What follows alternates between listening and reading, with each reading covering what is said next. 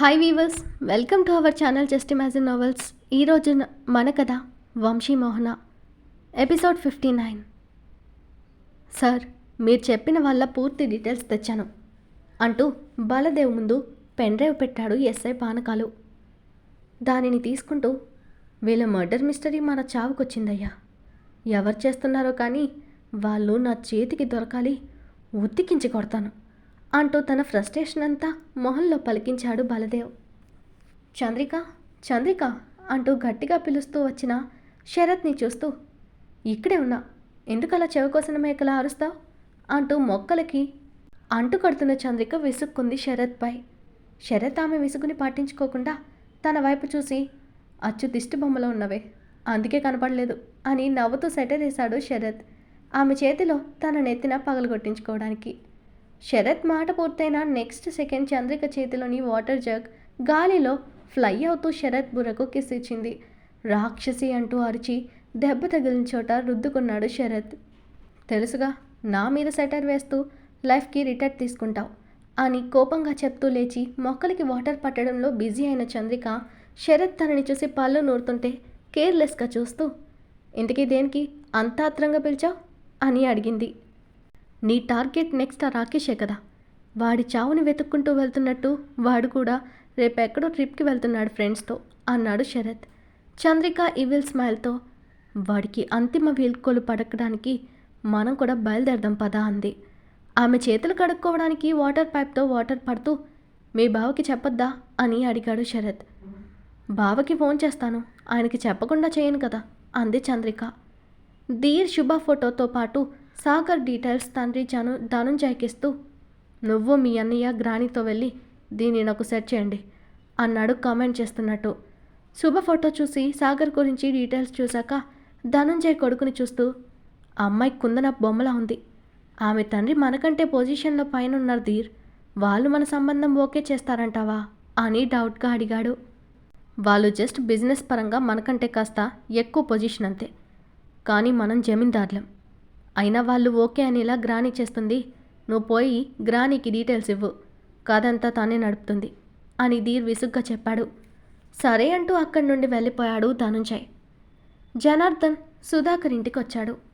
ఇద్దరు ఏదో విషయం సీక్రెట్గా డిస్కస్ చేసుకుంటూ ఉండగా కోటయ్య రావడం చూసి టాపిక్ కట్ చేసిన సుధాకర్ తండ్రికి ఎదురెళ్ళి, రా నాన్న, ఎప్పుడైనా రావడం అంటూ పలకరించి కూర్చోబెట్టాడు. నీ తమ్ముడు తన కూతురు వచ్చారంట కదా అని ఆయన ఎందుకొచ్చాడో ఇండైరెక్ట్గా చెప్పాడు కోటయ్య. అవును నాన్న, వాడింకా మీ మీద కోపంగానే ఉన్నాడు, నేను చెప్పి చూశాను, కానీ వాడి మొండితనం మీకు తెలిసిందేగా అన్నాడు సుధాకర్. కోటయ్య నిట్టూరుస్తూ అక్కడే ఉన్న జనార్దన్ని చూసి కాస్త తడబాటుగా, బాగున్నావా జనార్దన్ అని పలకరించాడు. జనార్దన్ కూడా కోటయ్యని చూసి కొంచెం టెన్షన్ పడినా పైకి నవ్వుతూ, బాగున్నా అంకుల్, మీరెలా ఉన్నారు అన్నాడు. బాగున్నాను అంటూ కాసేపు పిచ్చాపాటి మాట్లాడి లోపలికి వెళ్ళిపోయాడు కోటయ్య.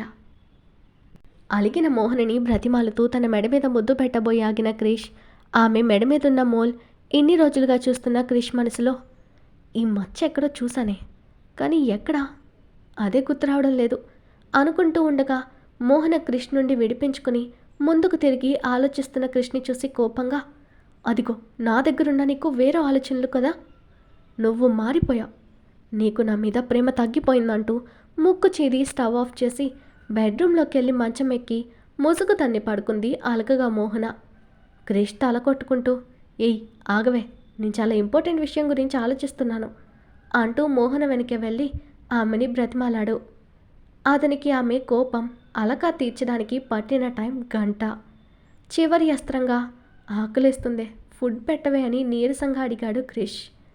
అతడు ఆకలి అనగానే టక్కున లేచి కూర్చున్న మోహన, మరోసారి ఇలా చేస్తారా అంటూ అతను ఆ విషయం మర్చిపోకుండా తొడపాసం కూడా ఎక్స్ట్రాగా ఇచ్చి రండి అంది. ఆమె గిల్లిన చోట రుద్దుకుంటూ, రాక్షసి, ముందే బెటర్, చెయ్యి చేసుకోకుండా చూపులతో భయపెట్టేది, ఇప్పుడు మొగుడు అని భయం భక్తి లేకుండా చేయి కూడా చేసుకుంటుంది రాక్షసి.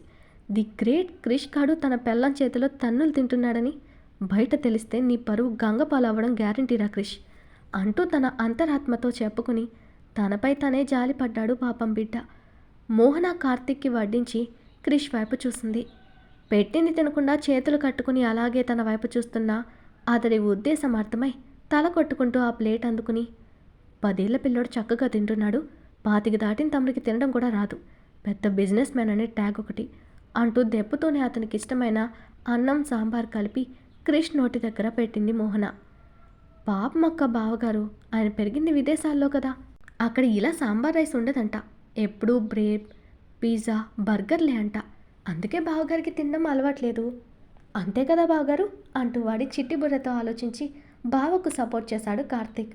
అవునరా బామర్ది, నీకున్నంత బుర్ర కూడా మీ అక్కకు లేదు అంటూ చిరుకోపంగా ఆమె వేలిని కొరికాడు క్రిష్. నోపి కిస్ అంటూ వేలిని వెనక్కి తీసుకుని చిరుకోపంగా చూస్తూ, ఇలా కొరికితే నేను తినిపించను అంది మోహన. క్రిష్ క్యూట్గా ఫేస్ పెట్టి సారీ అని పెదాలు కదిపి నోరు తెరిచాడు ఫుడ్ పెట్టమని. క్రిష్ చేష్టలకి లోపల నవ్వుకుని పైకి మాత్రం సీరియస్గా ఉన్నట్టు నటిస్తూనే అతనికి ఇష్టంగా తినిపించింది మోహన. చంద్రిక శరత్ కోసమని అతని రూమ్లోకి వస్తూ శరత్ అని పిలుస్తూ అతని బేర్ బాడీ చూసి టక్కున ఆగిపోయి వెనక్కు తిరిగింది. అప్పుడే ఆఫీస్ నుండి వచ్చి ఫ్రెష్ అయ్యి షర్ట్లెస్గా ఉన్న శరత్ వెనక్కి తిరిగి డోర్ దగ్గరున్న చందుని చూసి, అక్కడే ఆగిపోయావేంటి చందు, లోపలికి రా అంటూ ఆమె ఎందుకు వెనక్కి తిరిగిందో అర్థమై నవ్వుకుంటూ షర్ట్ వేసుకున్నాడు. చంద్రిక అతని వైపు సారి చూసి లోపలికొచ్చి అతని ముందు బౌల్ పెట్టింది. ఏంటిది, పాయసమా? స్పెషల్ ఏంటి అని అడుగుతూ ఓ స్పూన్ తీసి నోట్లో పెట్టుకున్నాడు శరత్.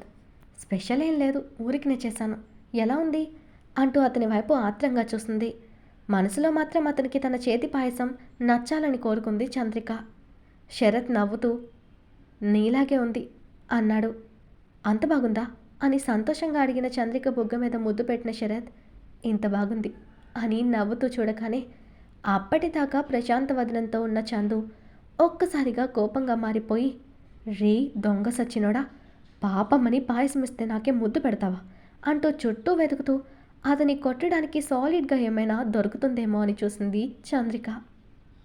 ఆమె ఆలోచన కనిపెట్టిన శరత్, ఈ చందు వద్దు, తగలరాని చోట తగిలితే ఆ తర్వాత బాధపడాల్సిందను నువ్వే, నేనెందుకు చెప్తున్నానో విను అని నవ్వుతూ సోఫా వెనక్కి వెళ్ళి నిలబడ్డాడు.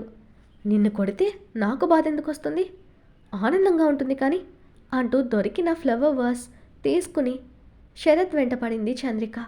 అరే నీకేనే బాధ, అది పొరపాటున తగలరాని చోట దెబ్బ తగిలితే ఫ్యూచర్లో నీకు నాకు పెళ్ళయ్యాక మనకి బేబీస్ వద్దా అంటూ చందుకి చిక్కకుండా పరుగు తీశాడు శరత్.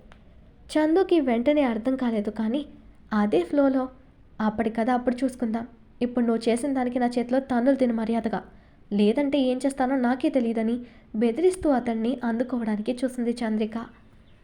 నీకే తెలియంది ఎలా చేస్తావే అంటూ గార్డెన్లోకి వెళ్ళాడు శరత్. చందు కూడా వదలకుండా వెంటపడుతూ, ఏం చేస్తానో ఎలా చేస్తానో ఓసారి నా చేతికి దొరికి అప్పుడు చూడు చెప్తాను అంది. వెనక్కి తిరిగి ఆమెను చూసి పరిగెడుతూనే శరత్ నవ్వుతూ, నాకేమైనా పిచ్చా నీకు దొరకడానికి అని చెప్పతడు నవ్వుతూ పరిగెడుతుంటే చంద్రిక కోపంగా, నీకు పిచ్చి కదరా, కొవ్వు, దీన్నే మా ఊర్లో బలుపని కూడా అంటారు అంటూ శరత్ని అందుకోవడానికి పరుగులో ఫాస్ట్నెస్ పెంచింది. పరిగెట్టలేక ఆమె ఆయాసపడ్డం చూసిన శరత్ ఓ చోట కావాలనే దొరికిపోయాడు.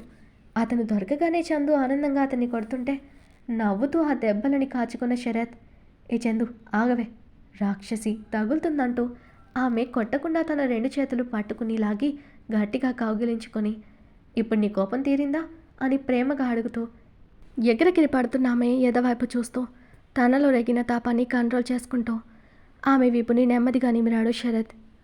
చంద్రిక గట్టిగా ఊపిరి పీలుస్తూ ఆయాసంగా, ఎందుకు నాకు కావాలని కోపం తెప్పిస్తావంటూ శరత్ ఎద మీద వాలిపోయింది.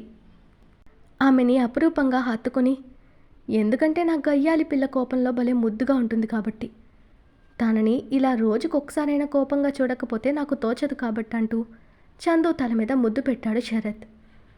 చాలు, మాటలు బాగానే నేర్చావు కానీ వదులు అంటూ కోపం నటించింది చంద్రిక. అబ్బా అలగకు చందు, నిజంగా నిన్ను ఆట పట్టించాలనే అలా అన్నాను అంటూ ఆమెని వదిలాడు శరత్. అతడు వదలగానే అక్కడి నుండి చందు సైలెంట్గా వెళ్ళిపోయింది. వెళుతున్న చందునే చూస్తూ భారంగా నిట్టూర్చి, నీ మనసులో ఏముందనేది నాకు అర్థం కావడం లేదు బేబీ అనుకున్నాడు శరత్. చందుకి ధీర్ మీద ఇప్పుడే ఫీలింగు లేదు. శరత్ మీద తనకి ఉన్న ఫీలింగ్ ఏంటనేది మాత్రం తనకు తెలియదనే చెప్పాలి.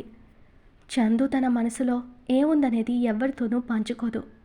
శరత్ నిట్టూర్చి తన వర్క్ కోసం వెళ్ళాడు. శుభ, నేను ఆఫీస్కి వెళ్తున్నాను, నువ్వెప్పుడు జాయిన్ అవుతావు మన కంపెనీలో అని సాగర్ కూతురిని అడిగాడు. శుభ తండ్రి వైపు చూసి నవ్వి, ఏంటి డాడీ నువ్వు రిటైర్మెంట్ తీసుకోవాలని అంత ఆరాటపడుతున్నావా అని అంది. కాదురా, మీ డాడ్ తన వర్క్ బర్డెన్ తగ్గించుకోవడానికి చూస్తున్నారు, అంతేనా సాగర్ అంది వేద అక్కడికి వస్తూ. అవునా డాడీ, ఓకే, మీకు స్ట్రెస్ తగ్గించడానికైనా ఈ ఇయర్లో నా చదువు అయిపోగానే జాయిన్ అవుతాలే అంది శుభ. అదేంటి, మీ నాన్న నీకు పెళ్లి చేసి పంపించేద్దాం అనుకుంటున్నాడు అంది వేద నవ్వుతూ. ఆ మాటకి కూతురు బుక్కమొహం వేయడంతో సాగర్ నవ్వుతూ, వేద నువ్వాపు అంటూ శుభని దగ్గరకు తీసుకుని, నా బేబీకి ఏది ఎప్పుడు జరగాలో అప్పుడు జరుగుతుంది. మా అన్నయ్య తన గురించి అడిగితే నేనేదో మాట వరుస కన్నాను, కానీ నిజంగా నా బేబీకి వెంటనే పెళ్లి చేసే ఉద్దేశం నాకైతే లేదు. తనని కొన్ని రోజులు స్వేచ్ఛగా ఉండనివ్వు. మన దగ్గరున్నంత ఫ్రీడమ్ రేపు కట్టుకోబోయే వాని దగ్గర ఉంటుందో లేదో మనం చూడొచ్చామా. నా బేబీని నాలాగే చూసుకునేవాడు రావాలి. తనని ప్రిన్సెస్గా చూసుకుంటూ తనకు ఏ కష్టం రాకుండా తోడుగా నిలబడి తన సంతోషాల్ని పెంచేవాడు దొరికినప్పుడు హ్యాపీగా తన పెళ్లి చేసి అత్తారింటికి పంపిస్తాను అన్నాడు సాగర్. తండ్రి మాటలకు శుభ సాగర్ని హక్ చేసుకుని ఆనందంగా, థ్యాంక్ యూ డాడీ, కరెక్ట్గా చెప్పారు, నా మనసులో ఉన్నమాట అది కూడా ఇదే. అమ్మ, నువ్వు నా పెళ్లి గురించి దిగులు పెట్టుకోకు, డాడీ ఎవరిని చూపిస్తే వాళ్ళని పెళ్లి చేసుకుంటాను. ఆలోపు ఒకవేళ నాకు ఎవరైనా నచ్చితే ఫస్ట్ మీ ఇద్దరికే చెప్తాను, సరేనా అని నవ్వుతూ అడిగింది శుభ. సరే సరే, నీకు కాలేజ్కి టైం అయింది, సాగర్ మీకు కూడా ఆఫీస్కి టైం అయింది, బయలుదేరండి అని ఇద్దరిని తొందర చేసి తరిమేసింది వేద నవ్వుతూ. అలా సంతోషంగా డేస్ పాస్ అవుతూ ఉండగా ఆ రోజు సాటర్డే కావడంతో అందరూ ఇంటి దగ్గరే ఉన్నారని దగ్గరలో ఉన్న వెంకటేశ్వర స్వామి టెంపుల్కి వెళ్దామని వేద సాగర్ని అడగడంతో శుభ కూడా వస్తానంది. ముగ్గురు కలిసి గుడికి వెళ్లారు. గుడి చుట్టూ ప్రదక్షిణాలు చేసి గర్భగుడి లోపలికి వెళ్లారు. పూజ సామానంతా పూజారి గారి దగ్గరకు ఇచ్చి తమ పేర్ల మీద అర్చన చేయమని అడిగింది వేద. అలాగే అమ్మా అంటూ పూజారి గారు మంత్రాలు చదువుతూ లోపలకు వెళ్ళిన ఆయన అర్చన చేసి అందరికీ హారతిచ్చాడు. పూల సజ్జ తీసుకుని అక్కడే ఉన్న మండపంలో వెళ్ళి ఓ మూల కూర్చున్నారు ముగ్గురు. సాగర్ ఆ గుడిని చుట్టుపక్కల చూస్తూ, ఈ గుడి చాలా ప్రశాంతంగా అందంగా కూడా ఉంది కదా అన్నాడు. అవునండి, నాకు చాలా నచ్చింది అంటూ కొబ్బరి చిప్ప సాగర్ చేతికిచ్చింది వేద. దానిని కొట్టి ఇద్దరికి ఇస్తూ తను నోట్లో పెట్టుకుంటున్న టైంలో గుడి లోపల నుంచి పూజారి గారు అర్చన కోసం చదువుతున్న ఆ పేర్లు వినిపించిన సాగర్ కొబ్బరి చిప్ప అలాగే వదిలేసి లేచి పరిగెడుతూ గుళ్ళోకెళ్ళాడు. సాగర్ ఎందుకలా పరిగెడుతున్నాడో అర్థం కాని వేద, శుభ అయోమయంగా అలాగే చూస్తూ ఉన్నారు. మమ్మీ, డాడీ ఎందుకలా పరిగెడుతున్నాడు, ఏమైనా మర్చిపోయాడంటావా లోపల అంది శుభ. నాకు అది అర్థం కావడం లేదే, పద చూద్దాం అంటూ పూజ బుట్ట తీసుకుని లోపలికెళ్ళింది వేద.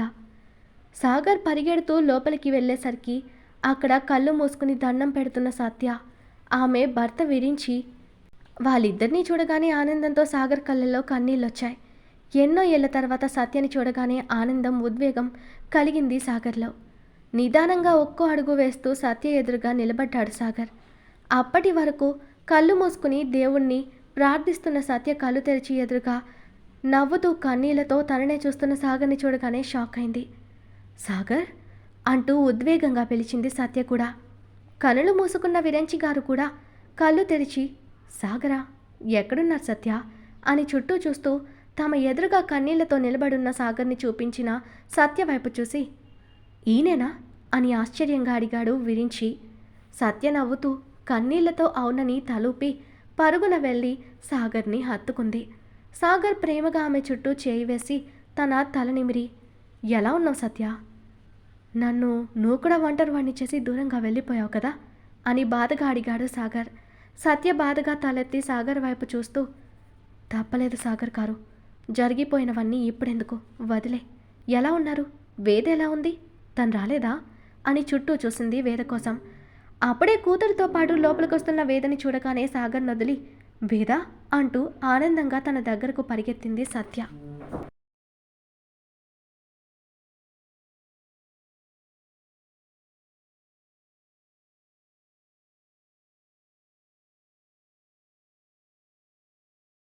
ఈరోజు మన కథ ఇక్కడితో కంప్లీట్ అయింది. ఈ స్టోరీ మీకు నచ్చినట్టయితే ప్లీజ్ స్టోరీని లైక్ చేసి కామెంట్ రూపంలో మీ అభిప్రాయాన్ని తెలియచేయండి. అలాగే ఛానల్ని సబ్స్క్రైబ్ చేసుకుని షేర్ చేసి మాకు సపోర్ట్ చేయండి. నెక్స్ట్ అప్డేట్తో మళ్ళీ కలుద్దాం. అంతవరకు బాయ్.